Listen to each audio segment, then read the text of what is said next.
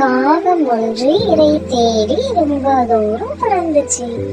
ரொம்ப தூரம் பறந்ததுனால காகத்துக்கு தண்ணி தாகம் வந்துச்சு. என்ன பண்ணுச்சு காகம்? தண்ணீரை தேடி அங்கேயும் அலைஞ்சிச்சு.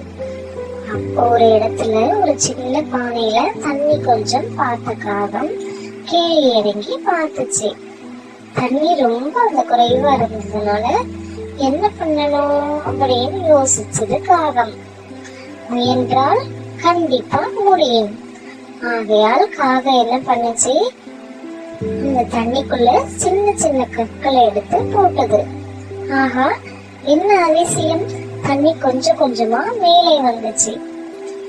அப்படியே பண்ணி தண்ணி மேலே வந்ததும் காகம் தாகம் தீர குடிச்சிச்சு. திருப்பி மீண்டும் தன் பயணத்தை இறையை தேட தொடங்குச்சு. இதுல இருந்து என்ன தெரியுது குழந்தைகளே? முயற்சி பண்ணா கண்டிப்பா வெற்றி கிடைக்கும்.